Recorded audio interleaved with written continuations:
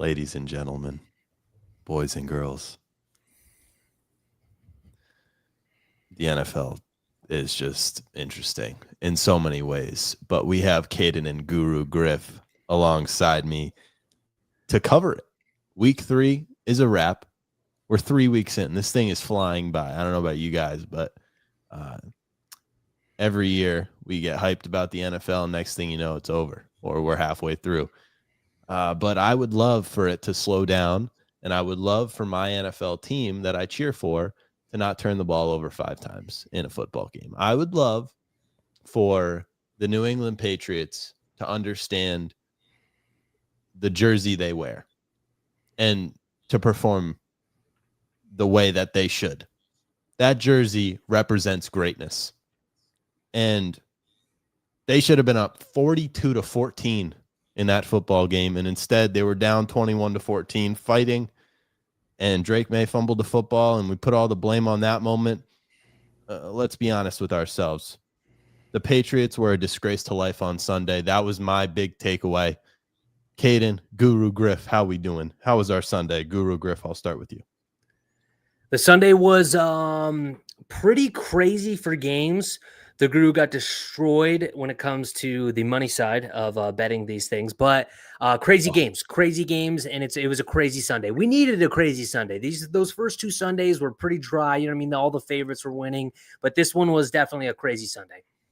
Yeah, Caden, your thoughts? Because to me, I mean, Griff just hit it on the head there. I don't know if Goodell made a call or what was going on, but the Green Bay Packers lose to the Cleveland Browns. I mean, is that not best to worst in that moment right there? Does that not explain what we're in store for the rest of the NFL season, which is anything can happen on any given Sunday on any turf field? I mean, it was an absolute roller coaster. I mean, I'm glad the Chiefs finally won. They're on the board. They've got a little bit of life here, and I know we'll fully break down that game here in a little bit. But man, for the Los Angeles Rams, I was flying high on that pick, thinking that they were going to absolutely boat race the Eagles. And for that second half collapse to happen, I mean, I was very disappointed in that. But ultimately, the Sunday was good. Just like you said at the beginning, we got to enjoy these weekends as much as we can because they go by so fast. And before you know it, we're already in February and we don't got college football or NFL. So let's enjoy this.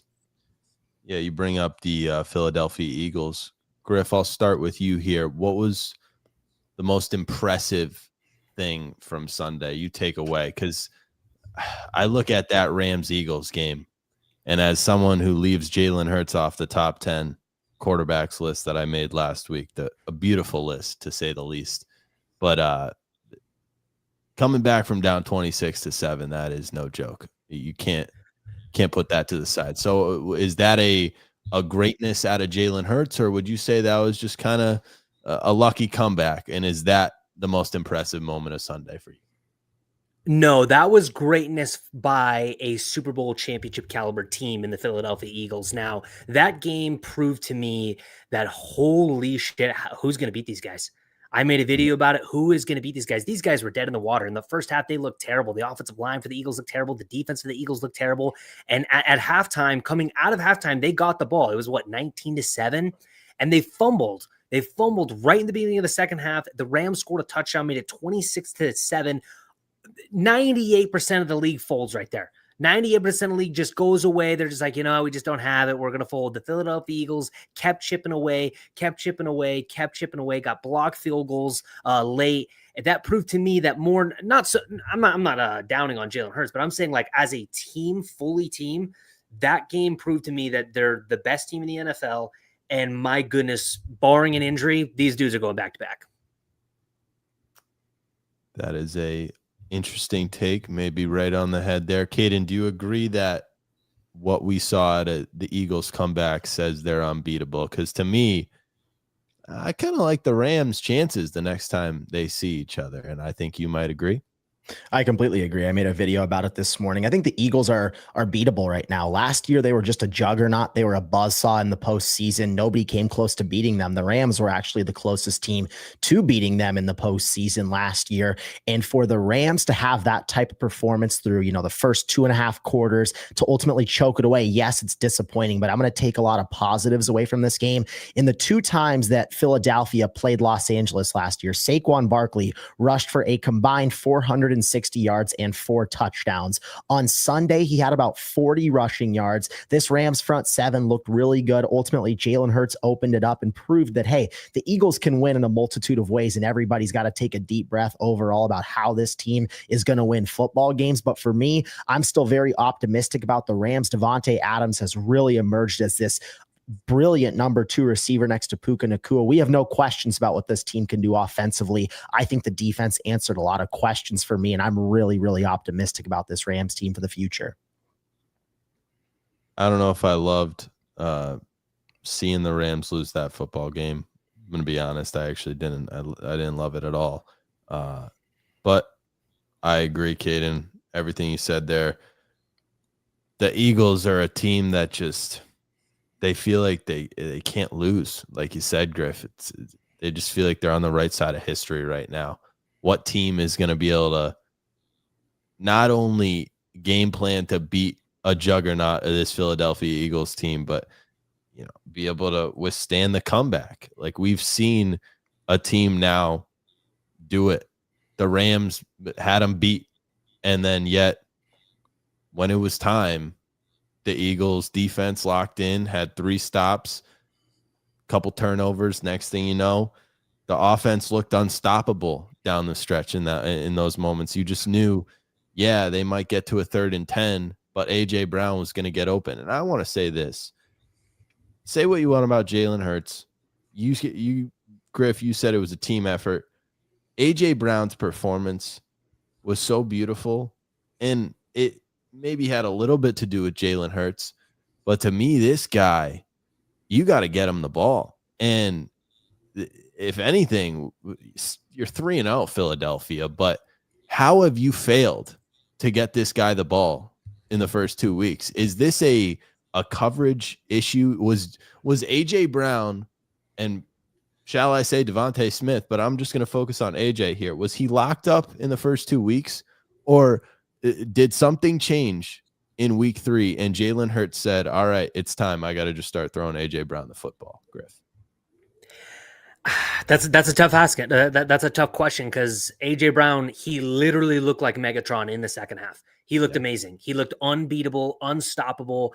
I don't know. You're right. They do need to get him the ball more, but they definitely were in an offensive set in the second half. We're like, dude, we can't run the ball like we want to, like we usually do.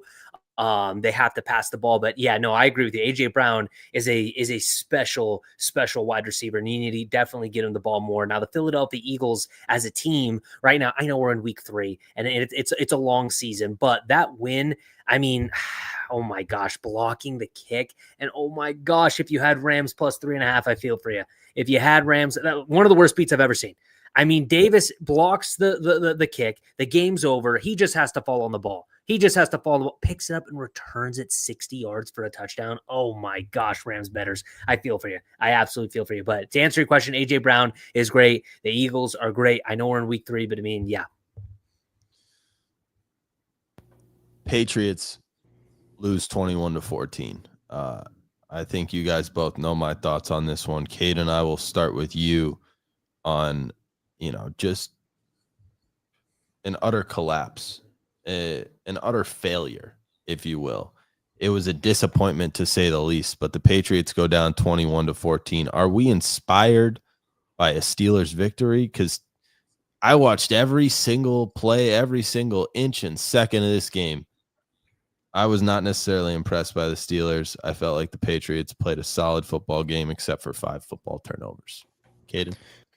Yeah, I mean, it was a rough performance for New England overall, and I'm just trying to look at this from the lens of an optimistic standpoint here for New England. I think Drake May is going to be a bona fide top 10 quarterback in in football next year. He's going to be a great player, but it's evident that he doesn't have enough help on the outside right now. This was supposed to be Stephon Diggs' season to really help Drake May take that next step, and he's just been absent in this Patriots offense. And it's been very, very clear that, hey, Drake May is showing some flashes, but he needs more guys that can win off the line of scrimmage. And Stephon Diggs, this was kind of like a prove-it deal. I know they have a 3-year contract, but I don't see him realistically on the team next year making $30 million a year or whatever, $20+ million per year, a ridiculous contract, to be honest with you. But I think for New England, this is not their year. This isn't going to be this huge revival that we all thought it was going to be in year one under Mike Vrabel. Now, that's not to say he can't turn it around in the years to come, because I believe he will. I just don't think this is the year. Now, looking at it from the lens of the Pittsburgh Steelers,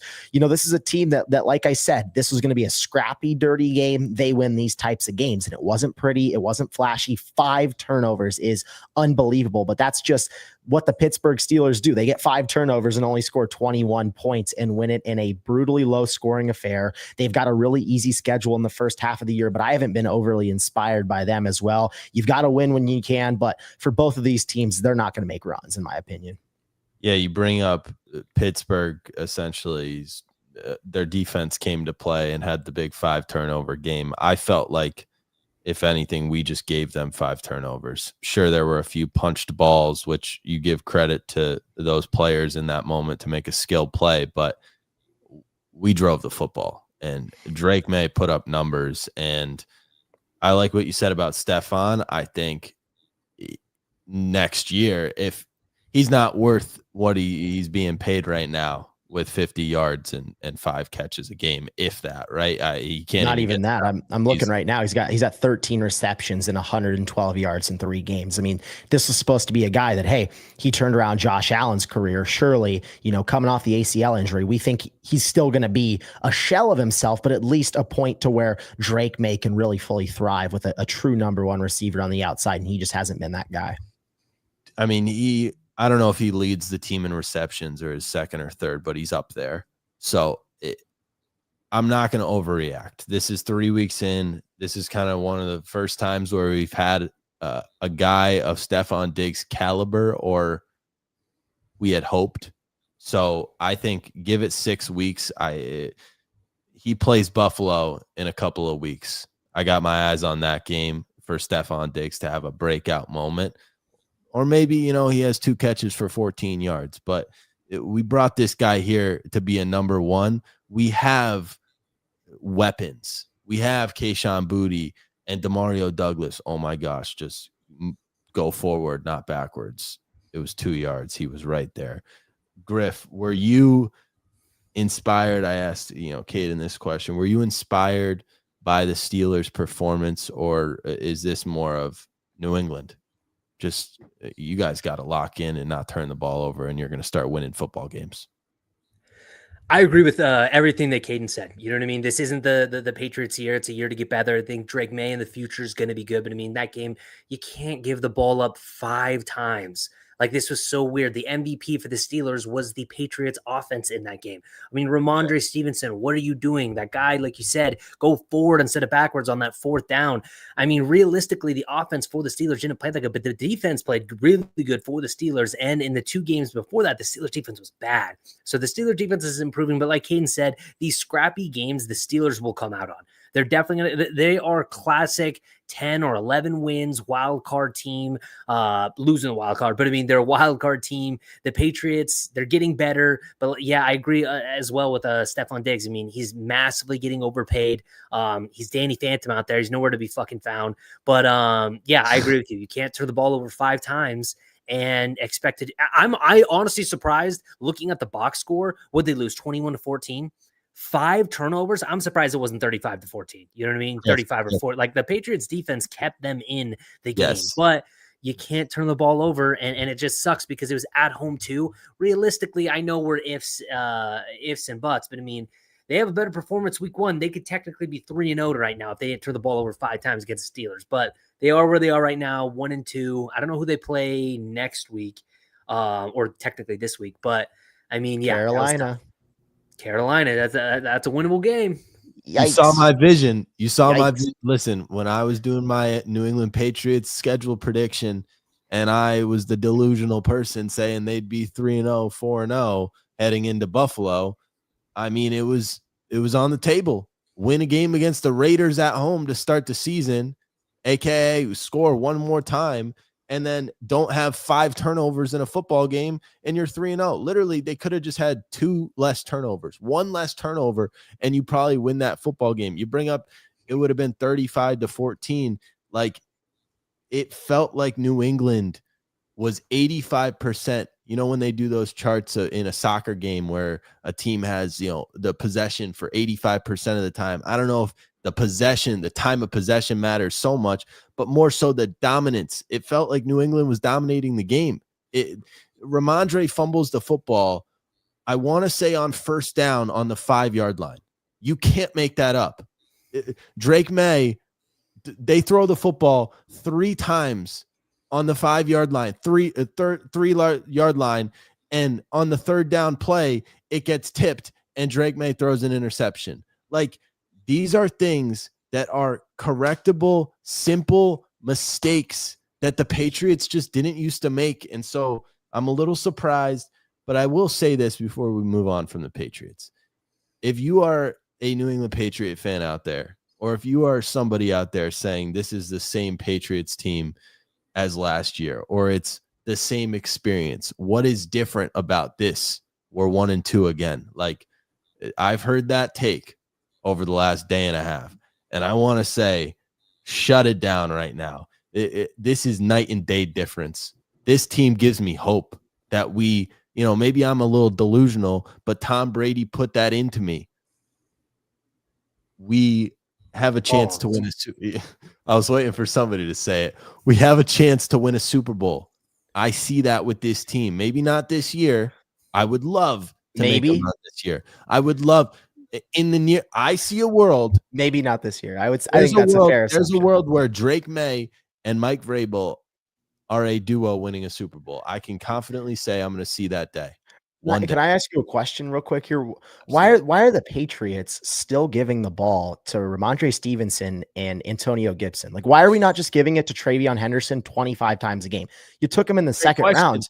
You took him in the second round, and you have Ramondre Stevenson who fumbles twice and Gibson who fumbles. So I don't know why the Patriots are still even giving those guys the ball. I mean, Travion Henderson is so explosive. He's got like the 3rd most catches on the team. I just don't understand what they're doing, quite honestly, giving the ball to the other running backs. I mean, it's a question I ask myself every single play, Griff. I mean, is Henderson like on the field at all? Like he never gets love. He gets playing time. Apparently, he's our 3rd down back, like Shane Vereen. But I'm here to tell you right now, when a guy fumbles, shout out Shane Vereen. You like that poll, don't you? And he reminds me of Shane Vereen. And that's what a Patriots team needs. Like, we need that. I don't need LeGarrette Blount. I need Shane Vereen in a moment like this.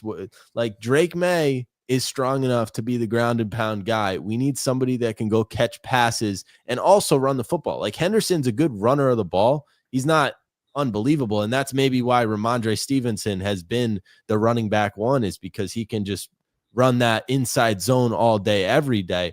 But the fact that Ramondre fumbles twice, then they put in Gibson, and then he fumbled. I'm like, where is Travion Henderson? The entire time I'm thinking that. It's depressing. Your Carolina Panthers are also a little depressing, but not on Sunday, Caden. What were your thoughts on a 30-0 victory? I mean, it's a broken clock is correct twice a day. I mean, I'm not going to sit here and tell you that this just absolutely fires me up. I mean, it honestly just holds back the inevitable. This team is not good, and the Falcons just absolutely laid an egg. I mean, this was a really, really bad performance, but quite frankly, I mean, we scored 30 points, but Bryce Young did not do anything that would just absolutely knock your socks off. I mean, this dude had 120 passing yards and 0 touchdowns, and he had a quarterback rating of 30. Like, I just don't know when we're going to get past this point where it's like people start to hit the panic button on Bryce Young. Cause it's like, yeah, we went 30-0, but he didn't do anything that's like, oh my gosh, yeah, okay, this was Bryce Young just willing this team to victory. No, it was the defense actually stepping up, getting turnovers, getting pick sixes, picking up fumbles. And so they did look good. And so I'm going to sit here and say, yeah, Victory Monday, it feels a little nice, but I haven't had too many of these in the last few years. But on the contrary, it's like, we're not a good football team overall. We're not going to make the playoffs. We're not going to win this division. So let's just stop holding back the inevitable. Let's just go get the number 1 overall pick, hit the reset button. Wow. You guys won 30-0. And I don't know when that comes along ever. And you sound miserable. I've got to be honest. I've got to be honest here. We're not a good football team. I mean, and I know we won a game. Sure, it's a divisional opponent. I think the more likely scenario for this Panthers victory to be explained is that just the Falcons didn't show up, more than we're just a great football team and we beat somebody to 30-0. No, this was a once in a lifetime game for the Panthers. Bryce Young didn't, knock anyone's socks off and have 4 touchdown passes. No, the dude didn't have 1 touchdown pass, 120 yards. I don't know who's impressed. Well, I think we should all be impressed in the Indianapolis Colts. Griff, what are your thoughts after seeing the Colts go down to Tennessee and get a big 41-20 victory? Colts are legit this year. Colts are legit competitors for their division. I would say right now that they're favored to win their division. The Texans looked lost at 0-3. The Jags are up and down like a roller coaster, and the Titans aren't that good. But the Colts, they've impressed me. They proved me wrong week 1. They proved me wrong week 2. They didn't prove me wrong week 3 because I thought that they were going to beat the Tennessee Titans. But I didn't think they were going to dominate the Tennessee Titans. You know what I mean? Like, this game was over. There was a more of a dominating game on Sunday with the Saints and the Seahawks. But I mean, Cam Ward threw a pick 6, play 1. I mean, it was over early in that game. Oh my gosh, Jonathan Taylor's running like a madman. He's running like an absolute madman. The Colts, they look great right now. Are favorites to win the division. Should be favorites to win their division. Colts look good. Buccaneers, shall I say my Buccaneers? I'm an honorary Buccaneers fan. Listen, I got a lot of teams. I'm a Patriots fan. I grew up with greatness. I felt like after the Tom Brady era, it was nice to just start cheering for a few different players' stories. I am not a bandwagon, but I will say I have every right to be a Buccaneers fan with Brady going down to Tampa Bay, me supporting him during that Super Bowl, and then Baker now with his comeback story. They get a 29-27 victory over the Jets, Caden, and it came down to the wire, to say the least. But, man, Baker Mayfield, when it matters most, it might not be pretty. It might not ever be sunshine and rainbows, but frankly, is life ever sunshine and rainbows? Maybe sometimes, but in reality, it's through the toughest times where greatness is shown, and Baker Mayfield once again showed it. Are we optimistic that this team can go win a Super Bowl, Caden? I would say I am. And I don't think Baker Mayfield's gotten the proper credit that he deserves. I think everybody can say, he's a borderline top 10 quarterback. He's a really good player. He's had an exceptional turnaround story, but the fact that he's had 3 different play callers in 3 years and this offense is still one of the best in football. It's a revolving door in terms of injuries right now. Over the last 2 years, quite honestly, for this offense, you look at Chris Godwin going down almost all of last year. Mike Evans was pretty banged up last year, and this was still a top 3 to top 5 offense in football. It's been the same story this year. Last week, Gedeke goes down. They haven't seen Tristan Wirfs. Baker Mayfield pulls out a big time win. It's the same thing this week. Mike Evans goes down. You still don't have Godwin, but guess what? The rookie Emeka Egbuka steps up, and Baker Mayfield, more importantly, makes the big plays in the big moments. And that's why this Buccaneers team is truly so good. This team, when they're fully healthy, they could have the best offense in football. And I was saying that to start this season. I had them as the number 2 seed in the NFC, winning 13 games. The NFC South is an absolute joke. It's not a matter of if they're going to make the playoffs. We all understand they're going to make it, but can this team truly get over the hump? In my opinion, it's going to come down to health, but if they're healthy, I believe that they can contend with some of the biggest teams in the NFC, like the Eagles, like the Rams, like the Packers. The Buccaneers have enough. Yeah, I feel like we were talking about, can the Eagles be beat? And if there's a team that can do it and it's not the LA Rams, I would put my faith into Baker Mayfield and the Bucs. Why? I don't know. It just feels like that's maybe our only hope at this current point. Griff, were you impressed by Baker Mayfield on Sunday? Baker Mayfield, another game-winning drive. This score kind of doesn't do us justice. This was a classic. The good team was beating up on the bad team, and the good team let their their feet off the gas, and the bad team comes storming back in. They get a block touchdown. The Jets coach over there is doing the touchdown dances a little bit too soon because they ended up losing the game. But That was electric. before the comeback, what was it, like 26 to 12 or something like that? The Bucks were hammering. The Bucks look good. The Bucks have a big game this week against the Philadelphia Eagles. I believe they're getting Godwin and Tristan Wirfs back, possibly. Mike Evans is also banged up. He might. I think Godwin or Mike Evans, he's out for a couple weeks. Is it in Tampa, boys, or is it in Philly? It's in Tampa. It's in Tampa. Good, they're catching 3 points right now. And you're right. It looks like the decision's going to be made at the end of the week, but that would be huge to get both of those guys back. Yeah, that'd be good to get and Tampa plays Philly amazingly. Like, go back the last 5, 6, 7 years. Like, they always play. I'm not saying that Tampa's going to win this game, but I mean, games on the line, 1.5 minutes, 2 minutes left, and you need a field goal or touchdown to win, and Baker's got the ball in his hands. Don't bet against him. Yeah, I mean, I'm taking Tampa Bay in that football game. I feel good. And you bring up that they've played them well. Yes, they're about the only team that's had any sort of success on Philadelphia as of late. You mentioned, or I'll mention, Jalen Hurts 17-0 in his last starts of full game. All right, what other 1 o'clock games can we talk about right now? Shout out Baker Mayfield's team for starting 3-0. And I would pray that Mike Evans gets back, but he's looking doubtful. I put him on my bench for fantasy. Let's talk about the Packers. No, I don't want to do that, actually. Absolutely. You don't want to talk about the Packers? You don't even want to talk about the Packers? I don't think we need to talk about this game at all, but we can. You know what, Guru Griff? Why is Jordan Love a bozo? Well, he's a bozo because of the second half. I'm not saying that he's a bozo like in life or like for the rest of the season, but I mean, that second half was abysmal by the Packers. This was another game, like I said, with the Bucks and the Jets. This was a good team letting their foot off the gas on a bad team. Listen, it was 10-0 a lot in that game, but it felt like it was like 25-3. It felt like this game was a lot worse than it was. And then the Packers just kept that turnover by Jordan Love late in the game was terrible. I thought the Packers defense played well enough to win that game when they gave up 13 points.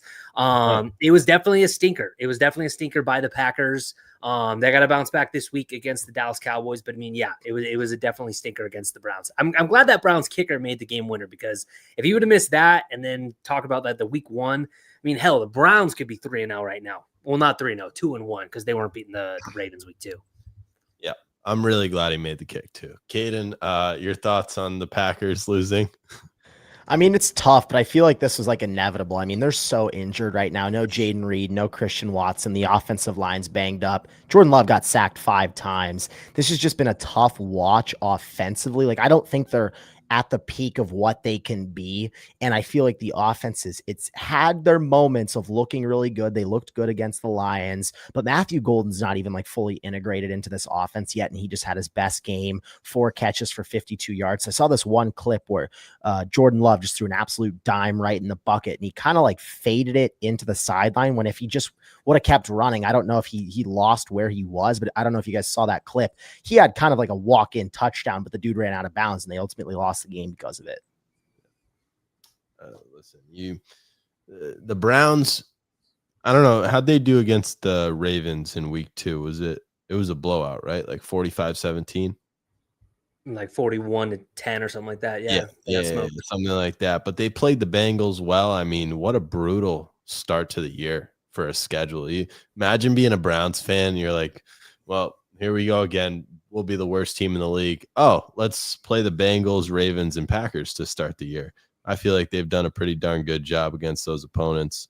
All right, Seahawks get a big victory. We do not care about that. Well, yeah. Actually, I want to say one thing. Drew Brees brought up a take about how like the Saints are like the same thing as the Bucks. They just have to win these close games. And I'm like, Drew Brees, listen, I might be a little biased at times, That is the worst take I have ever heard in my entire life. There are levels to this game we play, and the Saints are so bad, and the Bucks are a Super Bowl contender. How is it like a flip of the coin? I mean, the Saints, Drew, when you were there, how'd you guys do? I mean, you didn't beat the Bucks. I feel like that's almost in line with like the Cowboys being the #1 seed in the NFC. I don't know about that. I mean, listen, they're 1-2. Interesting schedule to say the least. Coming up here, they can make a little bit of a run. So could the Bears, but we're going to move on from the Cowboys, and we're actually going to get into that Cowboys game. I'm not going to avoid it whatsoever. CeeDee Lamb goes down early.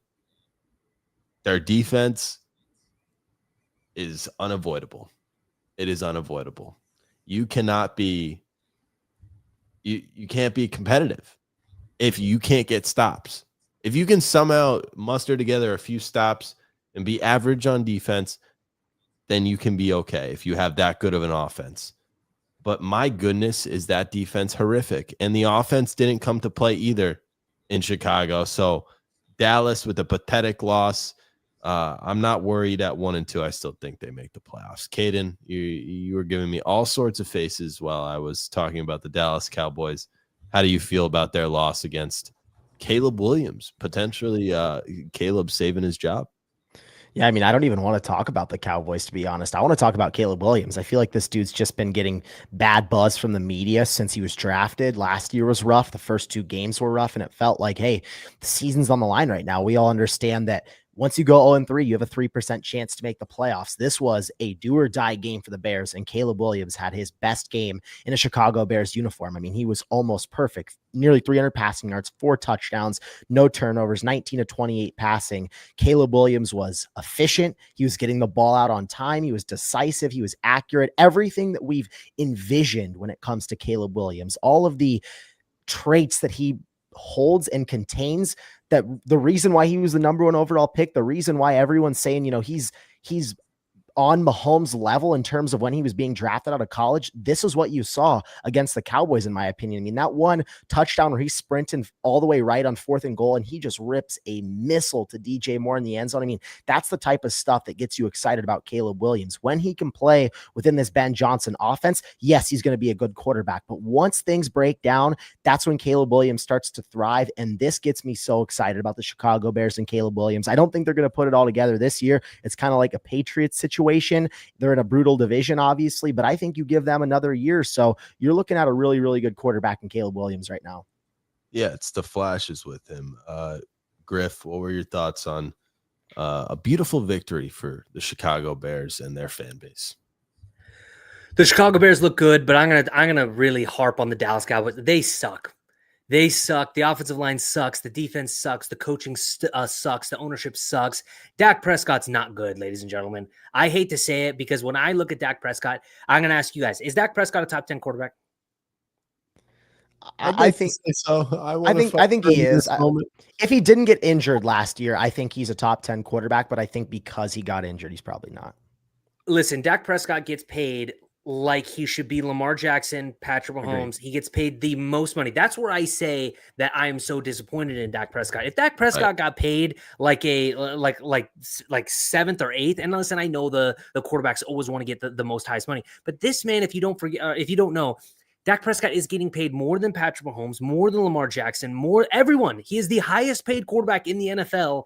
And he's just not good enough to fit that bill, in my opinion, to fit that bill. I know CeeDee Lamb went out early in the game, but to even after that, to only put up 14 points on this defense, where the Lions just put up 70 billion points on them the week before. Lions defense, where were you in that week 2? I mean, this, you played great in week 3. Talk about the defense. And then in that week 2, you're just absolutely a ghost out there. You just didn't even show up. But I agree with Caden. The Bears, they look good. Listen, I know they were playing one of the worst defenses in the NFL. And now I'm trying to contemplate in my head if the Cowboys really do have the worst defense in the NFL. And I'm trying to think off the top of my head who has a worse one than them. It might be the Cowboys. It might be the fucking Cowboys have the worst defense in the NFL. Super disappointing in the Cowboys. Bears bounce back. Like Caden said, you can't start off 0-3. He can't start off 0-3. Also, what pissed me off in that Cowboys game is the offensive play calling for the Cowboys. The their play calling is like they have a really good defense. You know what I mean? Oh, let's run the ball. Let's do this. It's like, no, you got to have play calls. Like we got to score every time we touch the ball because that's what's going to have to happen, Dallas. You have to score minimum a field goal. I mean, most likely touchdowns, but minimum a field goal. I don't know. Dallas stinks. The Bears, I don't know who the Bears play next week or technically this week. Who do the Bears play this week? They play the Raiders on the road. That's a win that the Bears can get. The Cowboys are cooked. They play the Packers in Jerry World, and the Packers own Dallas in that building. But yeah, Dallas stinks. Sell the team, sell the franchise. Just root for the draft right now, Dallas. Not making the playoffs, Jack. I'm sorry. I know that just destroyed you, but I mean they're just not making the playoffs. They're not winning the division. They might be the third best in their division. I don't know. They look so promising in week 1, you know, like I understand they're 1-2 right now. I understand their defense is the worst defense in the history of football. And you saw where that got the Cincinnati Bengals with an MVP season from Joe Burrow. They play the Packers. They're probably not going to win that game. If there's a world where they can somehow have Dak Prescott be the MVP that I dream about him being. I don't even know why I dream about him being. Why am I a Dallas Cowboys fan? I didn't ask for this. For some reason, one day, a few years ago, I woke up and said, I feel like the Cowboys are going to go to the Super Bowl. Just, had aspirations of it. Not being a Cowboys fan. And for some reason, I do this thing where every time I pick a team to go to a championship, until they win the championship, I'm going to pick them to win the championship because I don't want to be wrong when they do win the championship. And so I'm kind of cursed here with the Cowboys, but they play the Packers. They're going to lose. Then in October, they got the Jets and Panthers. Those are a couple of wins. So you got 3 wins there. Can you beat the Commanders or Broncos in October? Maybe not. You got a win against the Cardinals. That's 4. Raiders, that's 5. Eagles and Chiefs, we'll just say losses. I'm being harsh here. Not my optimistic self. Lost to the Lions. You can beat the Vikings. You got that's 6 right there. You'll lose to the Chargers. You'll lose to the Commanders. No, you could split the Commanders. That's 6 wins, 7. Listen, they're in store for a 7-10 season if I'm being my harsh self. So do they have the ability to compete with good teams?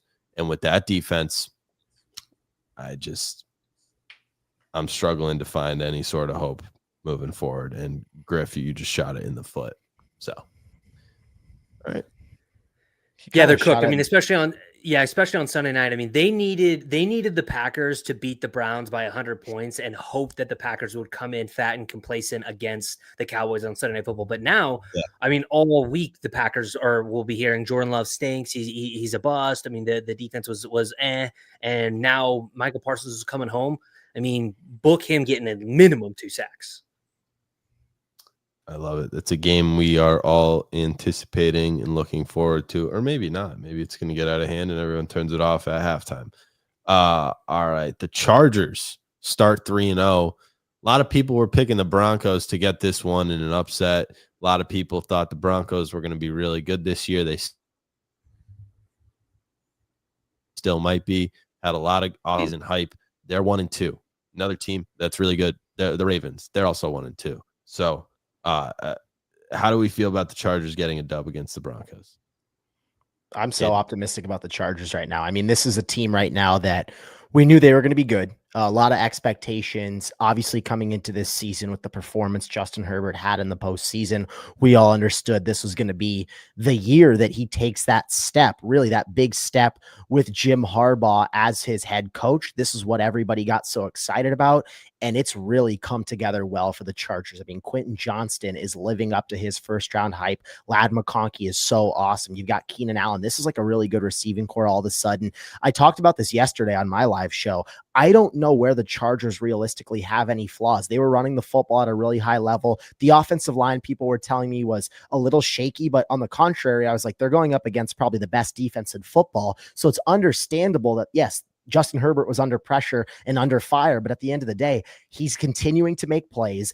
Everybody has understood that the cream of the crop in the AFC has been the Chiefs, it's been the Ravens, and it's been the Bills. And it's like, what team is going to emerge as that fourth team? And I initially thought coming into this year, hey, it was going to be the Texans. The Texans have been an utter disaster. It's absolutely the Los Angeles Chargers. And if you're telling me like, hey, even though Herbert's had the postseason struggles, you do not want to see the Los Angeles Chargers in the postseason. Herbert's got all day to throw back there. And this is an explosive offense parlayed with just a tremendous defense. I'm all in on the Los Angeles Chargers. Griff? I 100% agree. The Chargers have blown me away. 3-0, 3 divisional games in Brazil, Chiefs at the Raiders. That's a win. And then home against the Denver Broncos. Listen, I thought this game, the game was close. Don't get me wrong. It was a close divisional game. But I mean, Dicker the kicker puts the game away at the end with the game-winning field goal. I agree with Kane. I like the Chargers all together. The defense is good.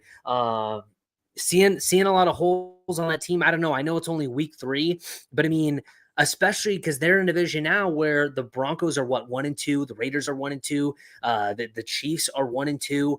It's not this gauntlet Chiefs that they're expected to see. I like the Chargers. I like the Chargers right now. I do too. I liked them in the offseason, and I felt like there was a world where Justin Herbert and Jim Harbaugh in year 2 put it together, and we might be seeing it. My dad texted me last night during the Monday night game, raving about how great of a game it was and how interesting the NFL is right now. I feel like last year, and Caden, don't be offended by this, and Griff, you're a big football guy, so listen, I'm the basketball guy. The last few years feels like the NFL was a little interesting, and especially last year where it was like, what's going on here? It got boring at times, especially the first few weeks. Everyone got hyped up, and it was kind of just a bunch of blowouts. This year has been absolutely electric, and my dad asked me, why more than ever is the NFL just at its best? Why more than ever? Is this? And I responded with like 5 or 6 things. I said, well, there's a bunch of different teams that are like really good and rising. You got the LA Chargers that are this rising team. There's so many different storylines. My point was kind of like, hate to break it to you, Caden, but it's not just Patrick Mahomes is chasing after Tom Brady anymore. We were kind of in this, shall I say, storm, a dark cloud as a fan of football, where the only thing that the media was covering and felt like mattered was Patrick Mahomes having a three-peat and winning Super Bowls to try and get to Brady's 7. And I felt that trying to talk about football. And this year, it feels like we're kind of past that point. Mahomes is still chasing Brady, but it ain't the only storyline. It feels like other things, and it feels like other things can actually happen. Whereas Chiefs fans and most people that covered the NFL were just like, yeah, I mean, Kansas City's probably going to win. And you still say that, but why do we think, Caden, I'll start with you. Why do we think now more than ever this thing that we call the NFL is pretty electric right now? Well, it's because, to your point, the Kansas City Chiefs aren't 15-2. They're not this team that has the opportunity and is going to be the favorite to win the Super Bowl every single year. That's really been what it was. But I think the one great thing about the NFL is there's so much parity. You never know who's going to win on any given Sunday. But at the end of the day, it's like, yeah, the Chiefs are struggling right now. We're all going to enjoy, some great football. You've got so many teams in the NFC. You've got so many great quarterbacks in the AFC. We've never seen anything like this, in my opinion. I mean, the amount of great quarterbacks that we have right now, it's unbelievable to me. But to be quite honest with you, Jack, it's like, I'm glad everybody's enjoying the NFL right now. I'm glad everybody's enjoying the parity that we get to enjoy 3 weeks in, but we're going to see the exact same thing. The inevitable outcome will happen. The Kansas City Chiefs will be at that point. And I know I sound like a broken record and I say this every single week, but it's like, hey, this team, they won and they looked good. And I just can't help but think like everyone in the media, everyone is talking about how, hey, it's not going to be the Chiefs. Oh, the Ravens are struggling. Oh, this is the year the Bills get it done. Oh, this is the year the Chargers get it done. We're 3 weeks into the season, ladies and gentlemen. You can hop off the Chiefs bandwagon as much as you want. I'm going to stay right there because I ultimately know who's going to be the big bad wolf that goes through and gets every single quarterback like we see every single year. And that's going to be Patrick Mahomes. Griff, why do you think the NFL is popping off right now? I think the NFL is popping up because I think the NFL itself has done an excellent job the first 3 weeks of scheduling. You know what I mean? These games, I said they're that putting, thing too. Primetime yeah, games they're have been putting insane. great games. You know what I mean? Lions, Ravens, that's an amazing game. You know, Bills versus the Ravens kicked it off Sunday Night Football. Amazing 41-40, amazing comeback by the Bills. You know what I mean? The Ravens win that game 50-0. It might not be that high, but I think the scheduling has been great. I think the scheduling has been great. Like I said, the first 2 weeks, a lot of the favorites won week 3. A lot of dogs were barking in week 3. They won. And I really do think, like in other sports, like in the NBA, at least for me watching it all season, I was like, the Thunder are just going to roll through everyone and win and beat everyone. You know what I mean? And they did. The Thunder just rolled through everyone and beat everyone. And in baseball right now, I mean, they're rolling into the playoffs. But I mean, 160 games. That's just a lot of games for baseball. Hockey's coming back. But yeah, the NFL is just king because it's like we're already going into week 4. Like Yeah. we are. I don't know what the math is. I'm not a math whiz, but I mean, we're a quarter way through the season, less than a quarter. We're like 20% all the way through the season, and then that 6-month long wilderness drive that we go through when we don't have it. I don't know. NFL is king to me, and I think the scheduling has been great by the NFL. I can't even imagine, and I would love actually to picture this in my head and kind of scope out how it could look, where an NBA season had the meaning in games the way the NFL does. Whether it was 17, 18 weeks, one game in each of those weeks or whatever it was, you play everybody once and it's like a 32 to 40 game season. That would be electric. The final thing I want to say on that, why the NFL is winning right now and just so interesting. Do we think it has anything to do with the style of play? Have either of you guys noticed more offense? I feel like maybe the penalties are the same, but last year there were a lot of penalties, and I think they're cut down on the penalties. There's obviously the false starts and holdings and a pass interference here and there, but they're letting a lot of things go, and that slows the game down. But like you see 41-40, you see 31-24 last night, I want to say. These games, the offense is, granted, you have a 10-13 football game where the defenses shine, but the best quarterbacks, they know how to put up 30 to 40 points, and that's ultimately what a fan wants to see. Have we seen anything from a on-field actual gameplay perspective, Caden? Yeah, what I think we've seen over the last few years, because points being scored are actually down. The amount of offense is actually down. It's because more teams are playing this cover 2 high shell. So basically, they're not just going to let you throw the ball all over the yard. So the explosive offenses aren't just going to absolutely wreck teams. The games are a lot closer. You're still going to have the elite teams win ultimately, but the games are a lot closer. So you can't just have Patrick Mahomes throw it for 5,000 yards in a season and absolutely obliterate every team. You have more teams now that are able to keep it close because this 2 high shell is so tough to beat. And that's why you're seeing so many offenses that were so explosive in the past, like the Chiefs. They've slowed down a little bit. Now, that's not to say they aren't great, but I think that's ultimately the main reason why the games themselves have been so much more competitive and have been so much more enjoyable to watch, because we're not just seeing all these massive blowouts like, there were, to your point, a lot of in the beginning of the season last year. Yeah. Griff, anything to add to that? No, I agree that 2 high shell safety is. I mean, I remember back in the day, but I mean, QBs would average 3 touchdowns. I mean, now they can't even get 2 touchdowns. You know what I mean? They barely can get 1, and then they get 2 rushing touchdowns. That 2 high safety has definitely changed some things. The games itself are a lot closer, I feel like, and it's that thing that you were talking about, Jack. It's just like, on any given side, like the Browns beating the Packers. I'm trying to equate this to like NBA terms.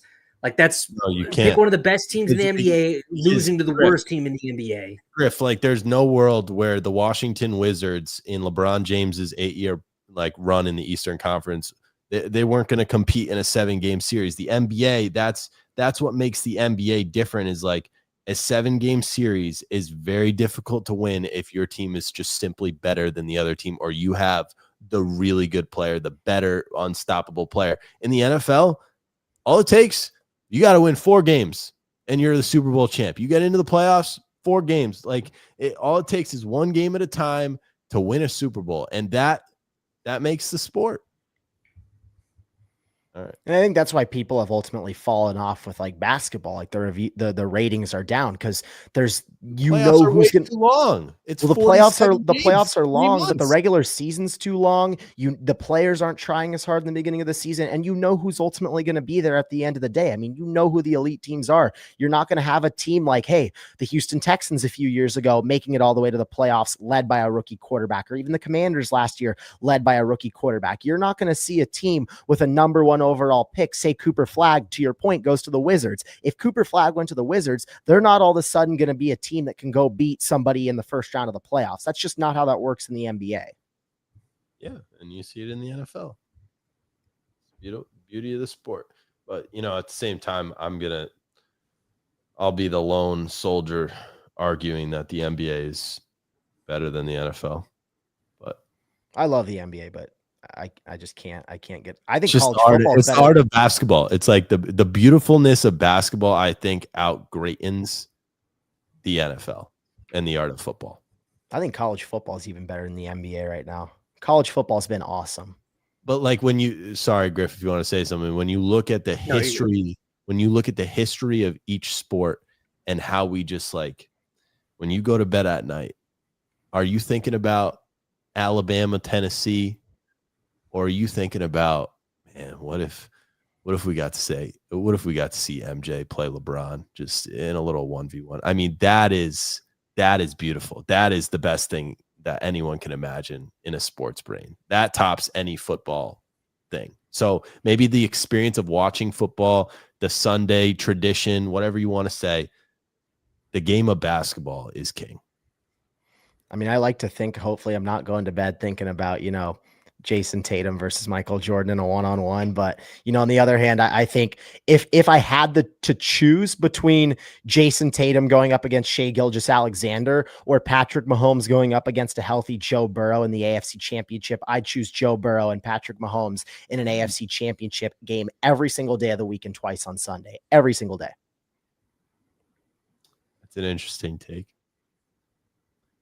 I agree. I think NFL is king. You know what I mean? That's no shade on the NBA. I think I like watching basketball, but yeah, I just think it just means more in the NFL. Yeah, the games mean more. And the parity's been awesome in college football too. I mean, there's not like one team where it's like Alabama or Georgia that's just going to steamroll everyone. Like you legitimately, I don't know who's going to win it all this year, especially with Clemson Indiana falling out of the mix. No, they're not. They look good.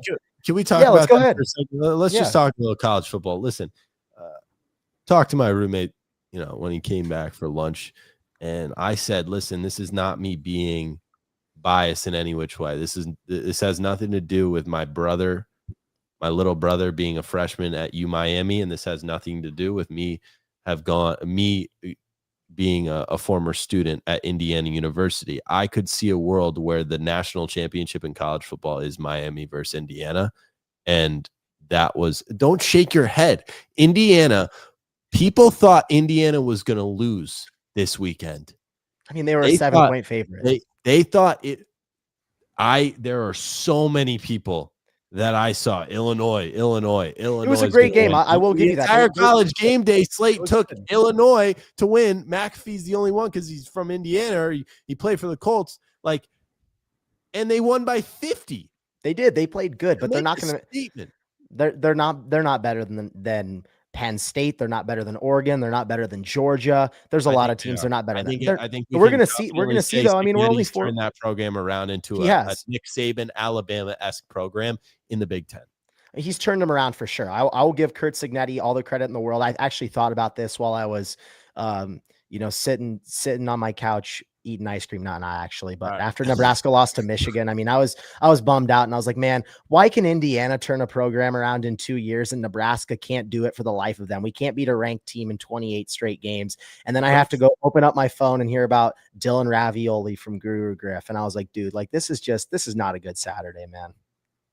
No, that was rough. That Nebraska, that defensive line, man, letting up those long runs was crazy about Michigan. But I mean, back to Indiana, what's crazy about the college football playoff, especially last year, was, I mean, Notre Dame played in the national championship. Absolutely nuts. I mean, if you look at last year, that right side, if you're like looking at it face on, that right side of the bracket, I mean, Indiana, they played Notre Dame in that first round and they lost. You know what I mean? Yep. Or maybe did they play Notre Dame in the first round? Yeah, that's right. Yeah, so they played Notre Dame, but like Penn State got to play. Didn't they get a bye? Or no, they played SMU. Yeah, they played SMU. They played basically Boise a State bye to get to the Final Four. Yeah, so it was a base. So they had to beat SMU, Boise State, and then Notre Dame to get to the final, and they couldn't beat Notre Dame. Like, honestly, if that side ends up like that, like, I could see Indiana sneaking their way. Now, I'm not saying that they're gonna like win the whole thing, because Notre Dame still had to beat Ohio State, and Ohio State was a good team. But yeah, I agree. The college football playoff is great right now. The divisions are the conferences. Though those are good right now. Oklahoma being good, I think, is great for the SEC. I half the week, you know what I mean? I look at Oklahoma and I still think they're the Big 12. No, they're in the SEC now. But yeah, no, the college football is great. Yeah, Miami being good for college football is so good too. Oh, USC is going to be right there. USC's got a big one against Illinois this week. But yeah, you got a lot of those blue bloods that are coming back, and it's like, man, every blue blood's figuring it out except for my team. Can never get it done.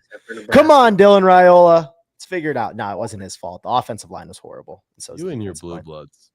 No, it was not his fault. And that was a huge He played a great game. Yeah, no, he played a good game. Nebraska, that was a big, like, man, we need this to let everyone know that, like, we're here for the playoffs. You know what I mean? Yeah. And then when losing to Michigan, like, at home, everything had the momentum for Nebraska.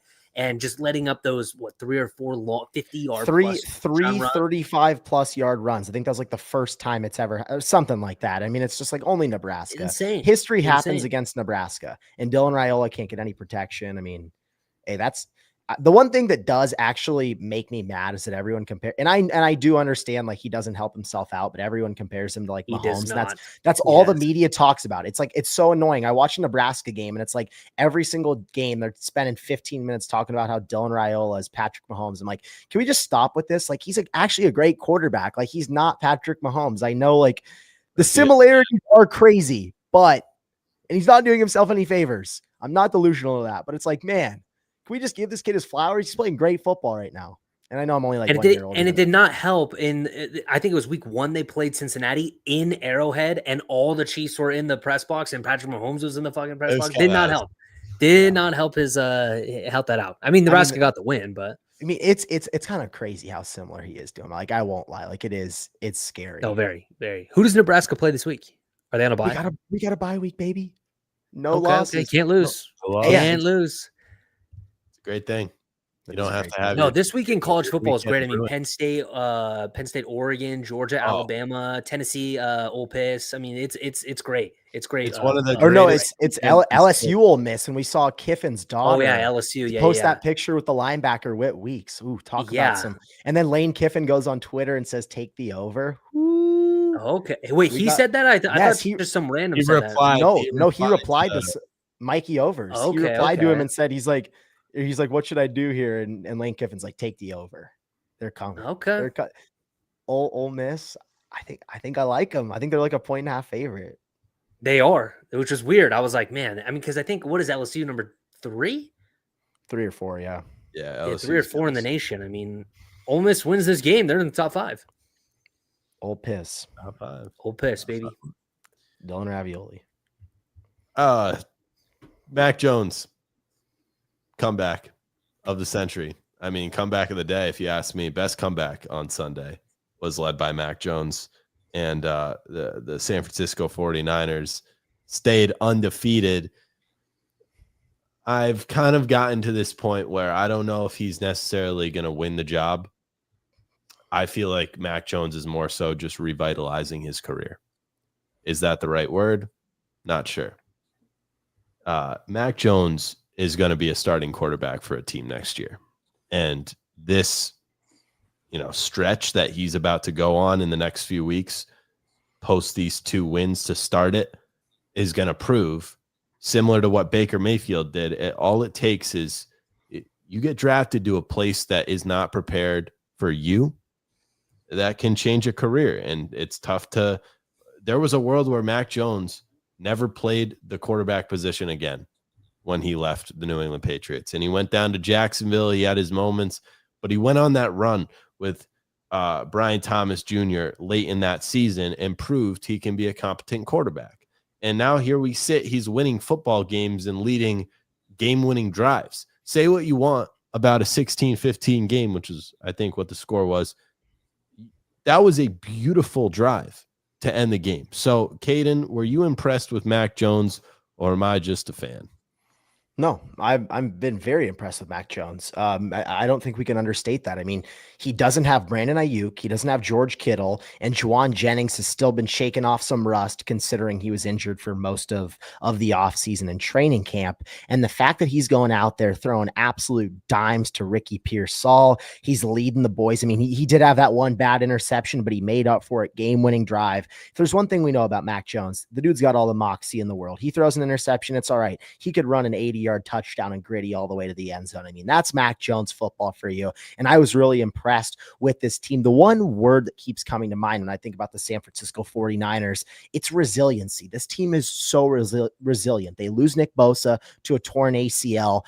Robert Saleh has come back and he's re-energized this defense. They're a top 5 statistical unit in football right now in terms of points per game and yards per game. They've been really, really good. Now, they haven't played the most high-powered offenses ever, but there were a lot of question marks around this defense. And for the fact that Mac Jones has come in there and reinvigorated this offense with really your 2 best weapons on the outside not being there, I've been very impressed with Mac Jones. And now this Niners team is 3-0. You're going to get Purdy back. You're going to get Ayuk back soon. You're going to get Kittle back soon. I still think this Niners team can be very competitive, even though everyone's saying, the season's over because of the Bosa injury. Griff, were you impressed with mac and cheese on Sunday?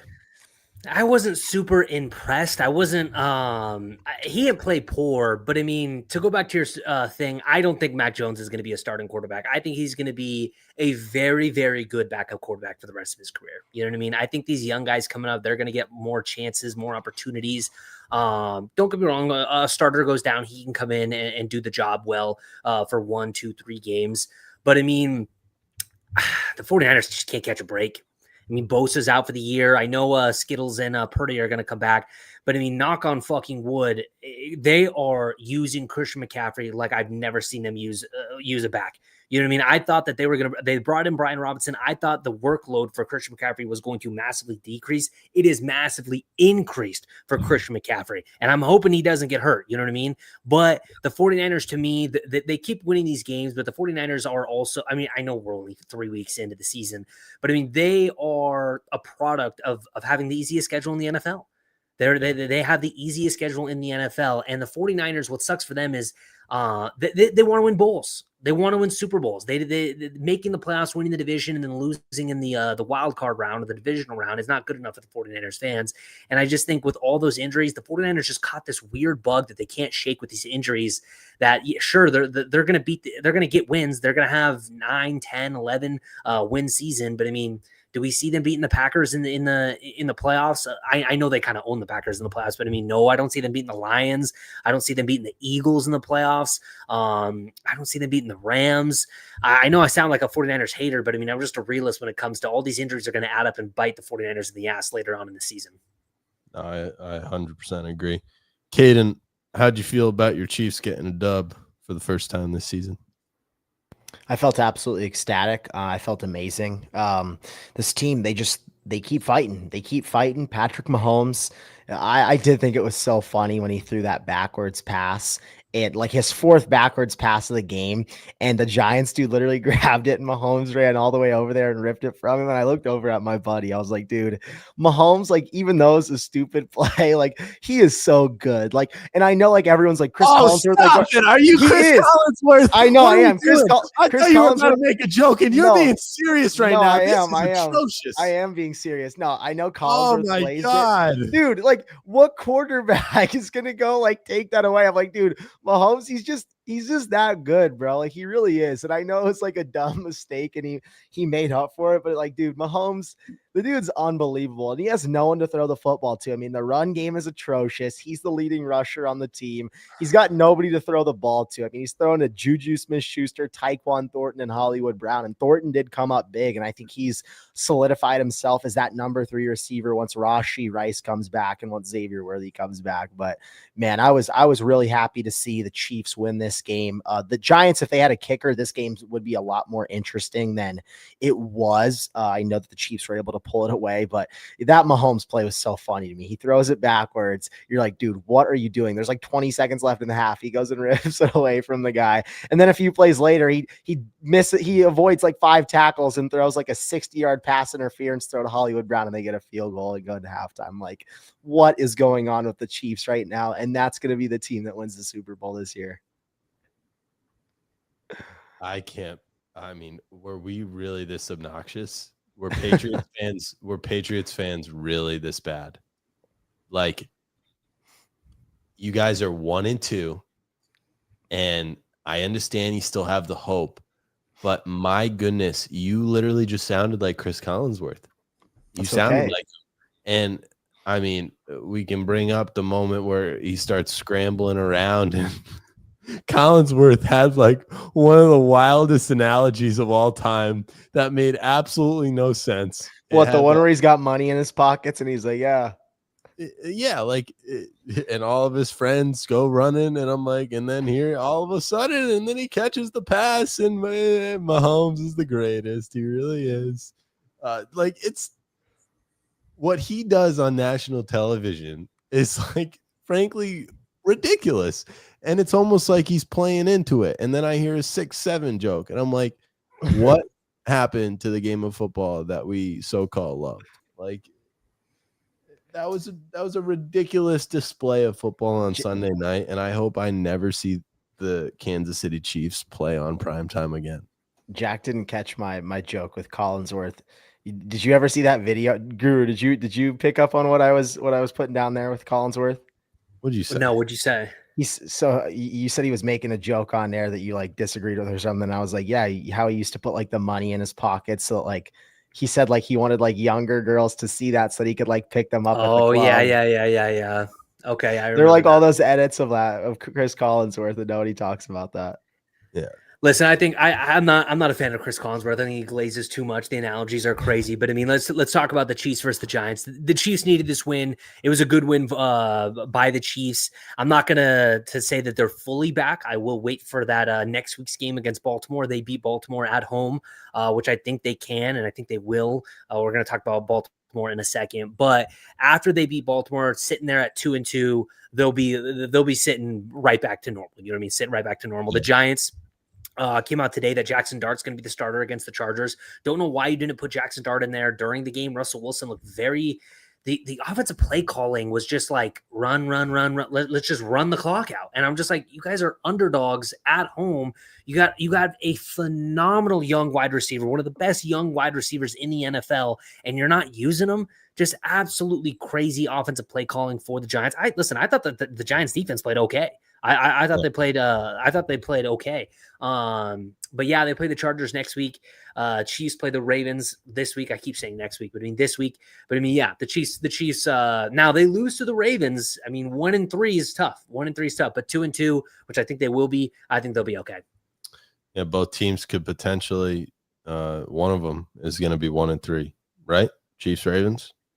Yeah, I'm trying to look up the spread on that game. Or the Ravens are 2.5. Yeah. Wow. Yeah, that's a no-brainer like tease piece with the Chiefs. Give them 7.5 points. You know what I mean? No, I mean, I might just take the 2.5. What's the money line? Is that? After watching the Ravens, dude, we can talk about the Ravens-Lions game right now. Part of me feels like the Ravens are unstoppable, unguardable, and Lamar Jackson is this superhero. And then they do what they did last night, which is lose a football game because you turn the ball over when it matters most. Or Lamar Jackson, like, what are you doing? Why are you running around like a crazy person for 14 seconds every single play? Last night was kind of like the first time post making that, take that I had, Caden, that we were talking about between Lamar and Josh Allen. Last night, I was like, all right, I'm going to be a pro Ravens guy. I'm just going to, all right, how is it going to be cheering for Lamar Jackson? And I really got the full experience because I watched them play that first game on Monday Night Football or Sunday night and look so good and unstoppable as an offense. And then last night, they make dumb mistakes and Lamar holds the ball. And it's frustrating because he can get the ball down the field so fast and they can score with so much, like, so easily. It's as easy as a Derrick Henry 40-yard run or connect to Bateman for 25. Like, it's so effortless. And then he gets sacked because he's in the pocket for 17 seconds. And the one thing we all tell young quarterbacks is get rid of the ball. Get rid of the ball. And Lamar, he's so fast and he's so good that he's gotten himself in trouble. And that is it. That's why Lamar is not it. He's not number one. He's not number two. He's not number three. When you talk about the top 10 quarterbacks, when you talk about the quarterbacks in the National Football League, Lamar Jackson is not a top 3 quarterback. It's because of games like that. It's because of games where they should have won that football game. I felt like there were way too similar to the Patriots. Maybe they got beat. The Lions played a good game. Credit to the Lions. The Ravens left a lot out there, and I think they're saying that to themselves. Caden, what are your thoughts on the Monday Night Football game? I'm going to have to respectfully disagree with you. I know I kind of disagreed with you when it came down to the Josh Allen, Lamar Jackson conversation. I don't think this game was on Lamar. I understand he could have made some more plays in the very end, but ultimately it's Derrick Henry who fumbles the ball again. This defense was injured. They could not stop the run all night long. I think they said in the fourth quarter, the Lions were averaging like 7 yards a carry.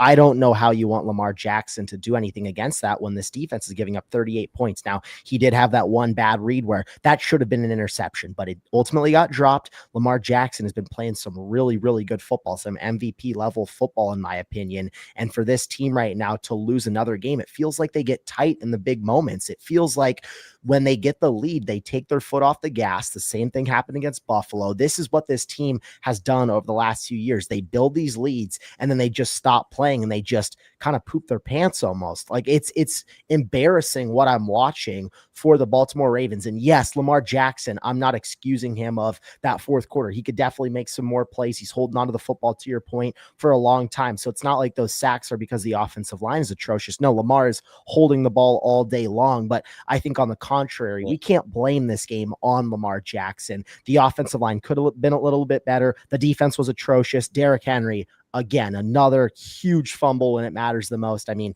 that's what I'm looking at here. I can't blame Lamar Jackson for that. Griff, who are you putting the blame on? I'm putting it on all the Ravens. You know, I mean, I agree with Caden that it's not all on Lamar Jackson, but I agree with you that it has something to do with Lamar Jackson. I think it was a whole loss for the Baltimore Ravens. The defense was terrible. That they couldn't stop the run. The offensive line was terrible. The wide receivers could not get open to save their lives for the Baltimore Ravens. Listen, that's the Detroit Lions defense that they played. They made that Detroit defense look like the 85 Bears defense. That defense looked amazing. I know they gave up 30 points, but I mean, honestly, that was some fugazi 30 points. I thought the defensive Lions did absolutely phenomenal. They were getting pressure with 4. Usually, you got to get 5 or 6 guys to get pressure on Lamar Jackson. And what's weird about Lamar Jackson, and I think he played poor as well. I think all the Ravens. This is a clump loss for the Baltimore Ravens. Lamar Jackson was so weird when he was scrambling around. I mean, you look at Josh Allen and Patrick Mahomes. I'm telling you right now, Josh Allen and Patrick Mahomes scramble for 2 extra seconds. They have dudes open by 1 billion yards down the field. Yesterday, Lamar Jackson was scrambling around and no one was fucking open. It was absolutely insane. I'm sitting there talking to myself. I'm like, dude, if that was Patrick Mahomes scrambling, and I put that on the wide receivers for Baltimore. I don't put that on Lamar Jackson, but I mean, Lamar Jackson could have made some better throws. But I mean, all in all, the Detroit Lions they had a great game plan. They ran the rock. The defense played well. Now Baltimore's sitting at, and I think Lamar Jackson played great those first 2 games. You know what I mean? Put up 40 points against Baltimore, and then in the game against Cleveland, I think he threw like four touchdowns. He got a garbage time touchdown. Lamar Jackson did last night in absolute garbage time, so that kind of padded his stats. But I go again talking about the Chiefs next week. You go next week, the Baltimore Ravens. You win that game at Kansas City. You're 2-2. Everything's okay. You know what I mean? You're right in the wrongs. I mean, you lost early to a good team in Buffalo and a good team in Detroit, but you lose that game next week against Kansas City in Kansas City. Now it's coming up like okay, you can't beat Kansas City at Arrowhead. Patrick Mahomes owns you guys. You're 1-3 right now. It's tough sledding for the Ravens right now if they lose next week. And I agree with you, Caden. What the hell is going on with Derrick Henry?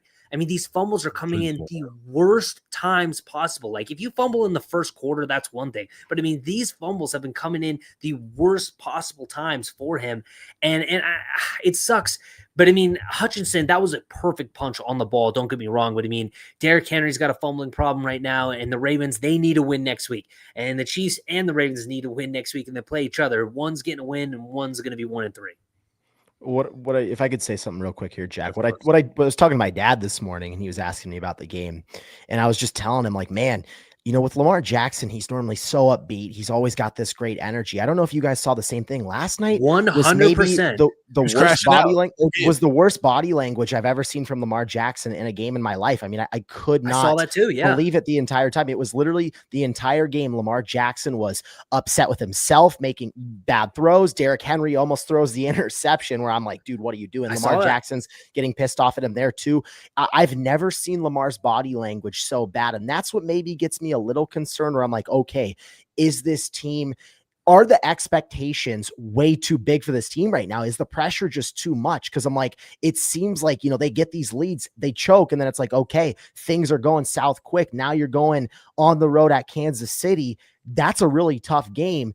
So I'm curious to see how this team bounces back. It feels like in the past, hey, they're going to definitely bounce back because they're the Baltimore Ravens and they're a great football team. The body language, I'm concerned about the Ravens a little bit right now. I'm starting to panic just a little bit.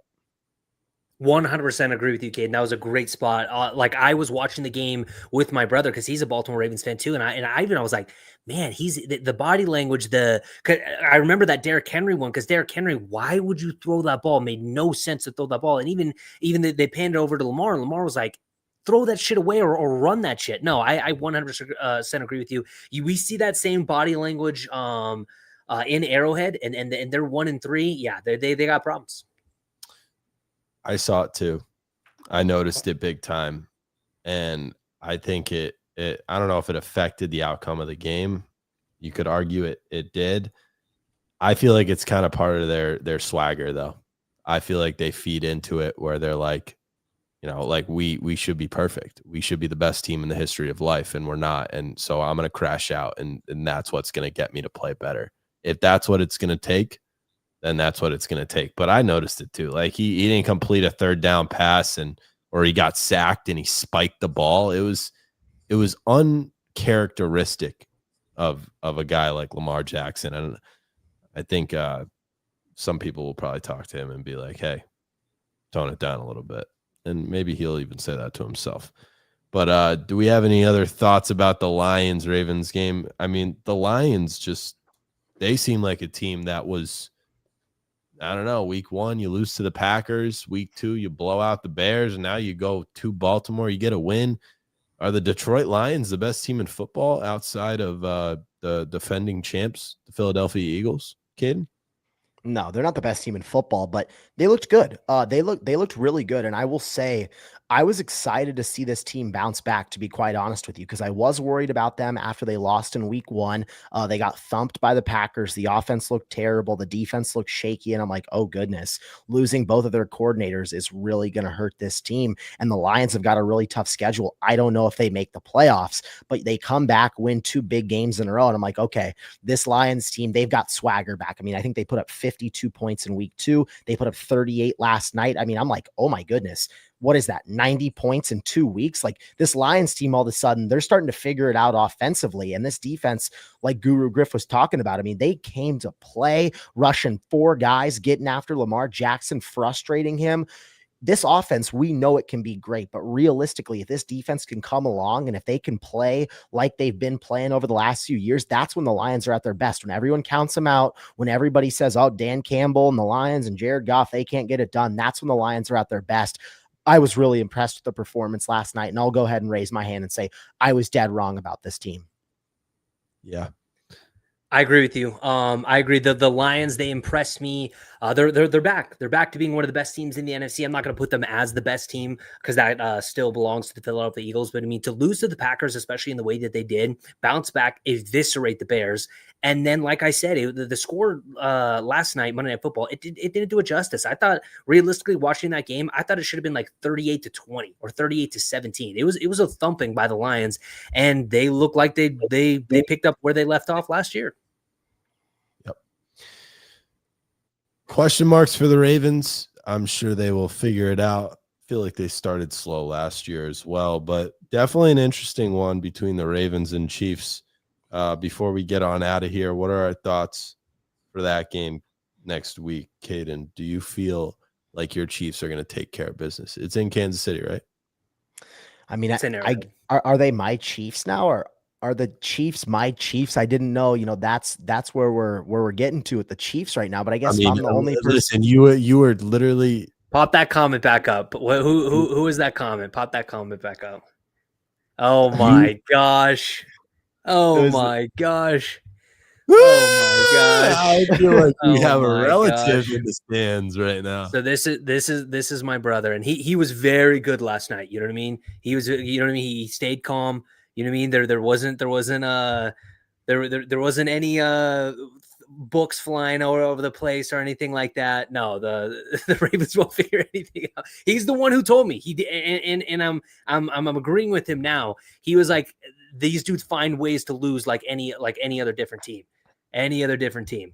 Yeah, oh my gosh. That shit's funny. That shit's funny. Okay, well, back to the Chiefs. Yeah, sorry. No, you're good. You're good. Shout out. I was like, oh, shout out. Okay. Shout out. Is that lowbrow? Shout out lowbrow. Yes. What I'll say about the Chiefs. I guess I've adopted the Chiefs. I think you want to be a Chiefs fan if you're not. I mean, I don't want to be, but it's like, I feel like, having covered the last 3 Super Bowls, I feel like when I'm there, Patrick Mahomes is there. So I feel like, I'm going to be there again this year.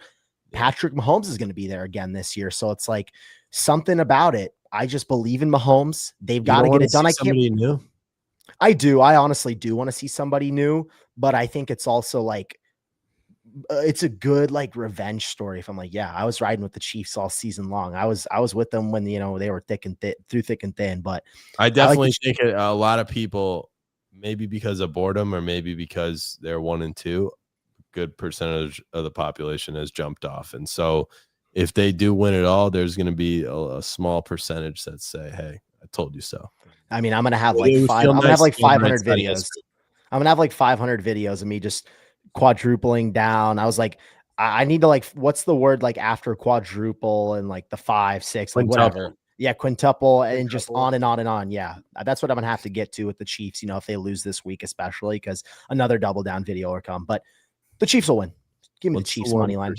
What's the one for 6? Centuple. 7. That's 7. Is that? Yeah.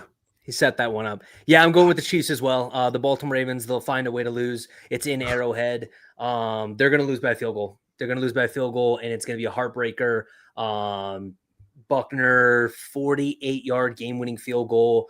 The Ravens look really good until they don't. Patrick Mahomes gets the ball last, drives down. Probably, I'm going to say Marlon Humphreys or Kyle Van Noy. Not Kyle Van Noy. Let's say Marlon Humphreys commits a garbage pass interference, gets the Patriots, gets the Chiefs in field goal range, and they break the Ravens' hearts yet again.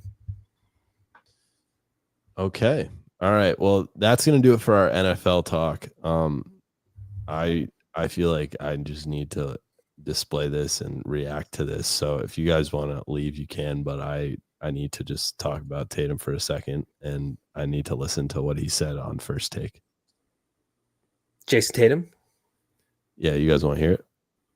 Was he on First Take, or was he just he was on First Take? Are you playing the full interview? I mean, do you want me to? It's 15 minutes. No, I'm not. I'm getting out of here. God, I'm getting out of here. doing? I'll watch that on the treadmill tonight. I'm getting out of here. I'm trying to see if there's a moment. Yeah, no, I'll watch it by myself. But yeah, this was a lot of fun, and respectfully, I'm looking forward to Chiefs Ravens more than ever, because both teams 1 and 2. It'll be nice to see one of those teams go down to 1 and 3, and another team capitalize on a big win. And man, I guess Panthers Patriots is damn near a Super Bowl next week. Big one. I hope we should do like instead of like the Boston Bowl, we should do like the Imagine Sports Bowl. Like whoever loses got to shave their head. No, I will not be shaving my head. You're at a big advantage. I'm gonna get to that point in a few years, so I'm holding on for dear life. Me and you both. All right, subscribe. We'll see you next time. Peace.